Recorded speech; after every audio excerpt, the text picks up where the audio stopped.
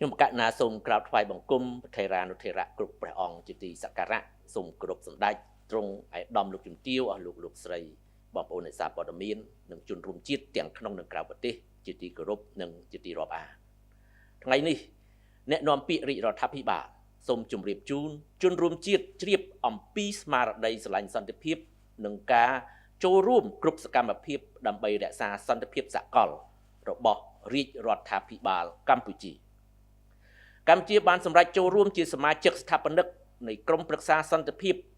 The Board of Peace តាមការអញ្ជើញរបស់ឯកឧត្តមប្រធានាធិបតីសហរដ្ឋអាមេរិក Donald J. Trump កាលពីថ្ងៃទី16ខែមករាឆ្នាំ2026នេះគឺជាការប្រកាសឲ្យដឹងរបស់សម្ដេចមហាបវរធិបតីហ៊ុនម៉ាណែតនាយករដ្ឋមន្ត្រីនៃប្រជាណាចក្រកម្ពុជាកាលពីថ្ងៃទី26ខែមករាឆ្នាំ2026សម្ដេចនាយករដ្ឋមន្ត្រីបានគូសបញ្ជាក់ទៀតថាការចូលរួមនេះគឺបង្ហាញពីឆន្ទៈរបស់កម្ពុជាក្នុងការគ្រប់គ្រងនិងរួមចំណែកដល់ការលើកកម្ពស់និងការថែរក្សាសន្តិភាពជាសកលសុខឆន្ទៈស្រឡាញ់សន្តិភាពគ្រប់គ្រងនិងការរួមចំណែកដល់ការកសាងសន្តិភាពគឺជាគោលការណ៍ដែលកម្ពុជាតែងតែប្រកាន់ខ្ជាប់ជារៀងរហូតមកជាពិសេស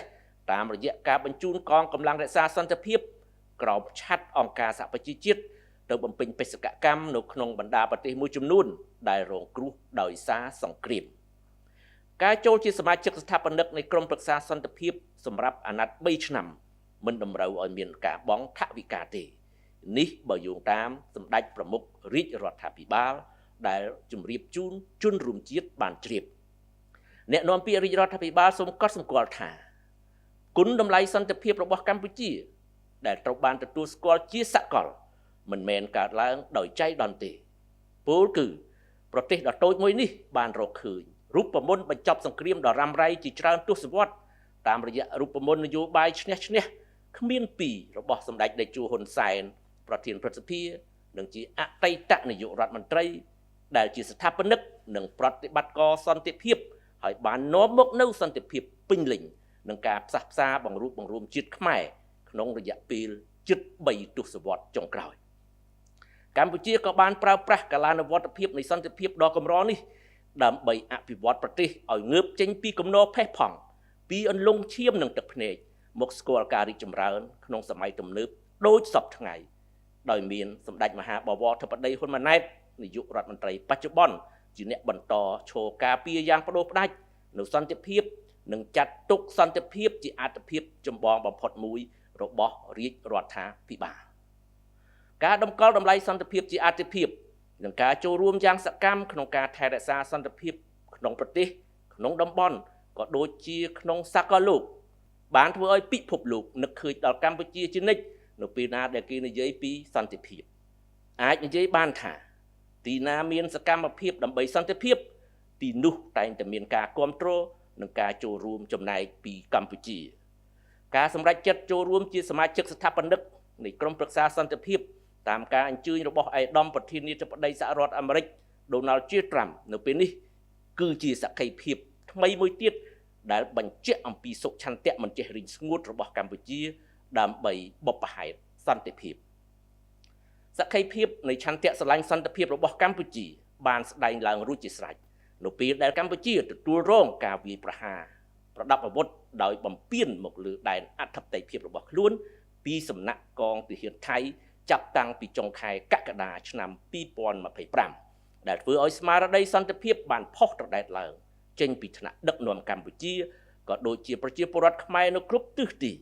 តាមរយៈសម្រែកទាមទារសន្តិភាពភាពអត់ធ្មត់ដើម្បីបញ្ជៀសសង្គ្រាមនិងការងារការទូតយ៉ាងសកម្មដើម្បីស្វះស្វែងរកបទឈប់បាញ់ពាក្យសម្ដីផ្សារភ្ជាប់ជាមួយសកម្មភាពជាក់ស្ដែងអស់ទាំងនេះបានបង្ហាញឲ្យពិភពលោកឃើញយ៉ាងច្បាស់អំពីស្មារតីស្រឡាញ់សន្តិភាពពិតប្រាកដរបស់កម្ពុជានិងជួយជ្រោមជ្រែងកម្ពុជាដើម្បីសម្រេចបានសន្តិភាពជាលទ្ធផលកិច្ចព្រមព្រៀងឈប់បាញ់ថ្ងៃ28ខែកក្កដាឆ្នាំ2025សេចក្តីថ្លែងការណ៍រួមស្តីពីសន្តិភាពទីក្រុងកូឡាឡំពូ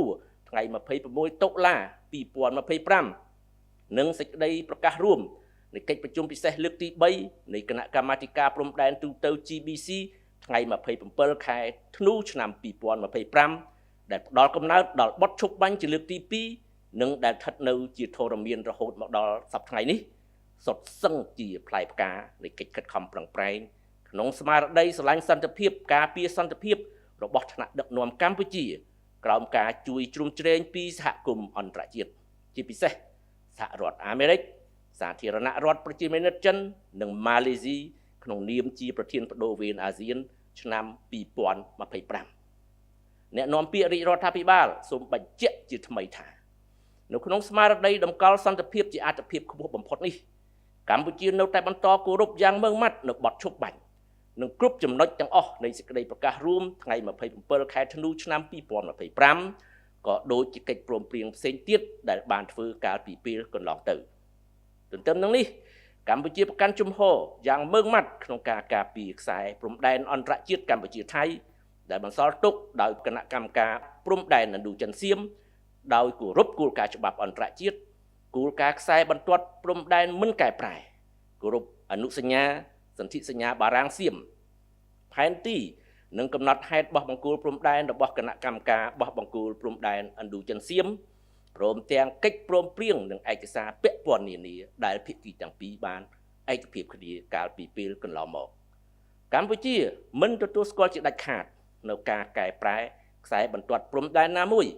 ដែលកើតចេញពីការប្រើកម្លាំងនោះឡើយសូមអរគុណនិងសូមគោរពលាតែប៉ុណ្ណេះបាទ